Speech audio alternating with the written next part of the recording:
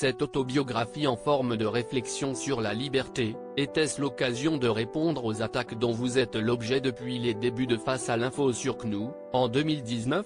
Christine Kelly, c'était surtout une façon d'être transparente avec les téléspectateurs. Dire comment j'ai vécu leur soutien indéfectible, leur expliquer aussi pourquoi je suis là, pourquoi je résiste et quel est mon engagement. Des détracteurs, il faut qu'il y en ait, mais je préfère favoriser le positif. En parlant de vos détracteurs, ils vous reprochent de n'avoir que des chroniqueurs de droite. Même Pascal Praud, votre confrère très critiqué, a Laurent Geoffrin ou Jean-Louis Burgat comme caution de gauche. Charlotte Dornelas ou Mathieu Bock-Côté ont des convictions conservatrices, mais je sais que Marc Menant a le cœur qui penche à gauche, et pour Dimitri Pavlenko, je n'en ai aucune idée. De toute façon, je ne demande pas à ceux qui sont autour de la table d'avoir une position mais une réflexion, à partir de laquelle les téléspectateurs se forgent un avis. Il est paradoxal de constater que l'émission de Pascal Praud et la mienne sont ciblées par des gens qui prônent la liberté de parole.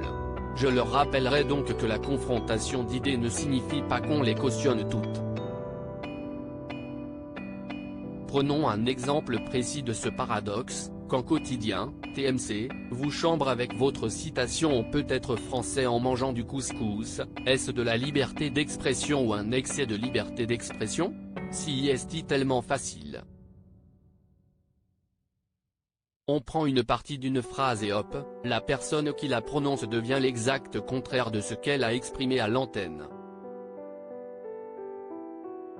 Dans cette séquence, Éric Zemmour menait une charge contre l'islam, et je lui faisais remarquer, avec une métaphore culinaire, qu'on pouvait être à la fois français et musulman. Quotidien n'a conservé que l'extrait en question, et mes propos étaient soudain imprégnés d'une ironie raciste. J'aurais pu protester mais je crois que le dédain est encore le meilleur des mépris. Les réseaux sociaux, qui ont démocratisé la parole, sont devenus des pourvoyeurs de haine. La modernité enfanterait-elle ses propres monstres ?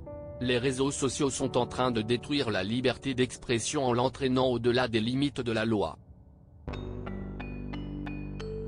Pourtant, je me suis battu pour Facebook et Twitter quand j'étais au CSA. Aujourd'hui, je me demande si j'ai bien fait quand je vois l'arme à double tranchant qu'ils sont devenus. Il est urgent de redéfinir les contours de la liberté d'expression. Sans Éric Zemmour dans Face à l'info, vous ne seriez pas aujourd'hui sous protection policière après avoir été menacé de décapitation.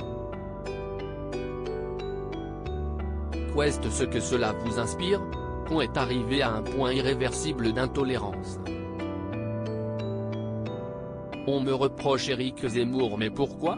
Lui donner la parole sur mon plateau signifiait-il que j'étais d'accord avec ses idées ? On veut me couper la tête alors que personne ne sait pour qui je vote, pas même ma fille qui doit vivre à 7 ans avec 2 gardes du corps. Le comble, dans cette affaire, si est que l'homme, jugé en septembre prochain, note de la rédaction, qui m'a longtemps harcelé puis menacé de mort est noir. Il me voit comme une traîtresse à ma couleur de peau. Une fois pour toutes, je n'existe pas en tant que noire mais en tant que citoyenne, femme, et journaliste. Que vous inspire le destin politique d'Éric Zemmour qui semble compromis ? Précisons que cela ne fait que 8 mois qu'il est entré en politique. Il a tout un chemin devant lui, surtout quand on se rappelle que Jean-Luc Mélenchon ne faisait que 8% aux législatives de 2012. Éric a fait savoir qu'il ne reviendra pas sur CNews, ce qui ne me surprend pas. Je pense qu'il a définitivement tourné la page du journalisme. Mais on vous retrouvera bien à la rentrée dans Face à l'info ? J'attends de voir ce que décidera ma direction. Mais ça me semble quand même bien parti pour une 4e saison. Elle rit.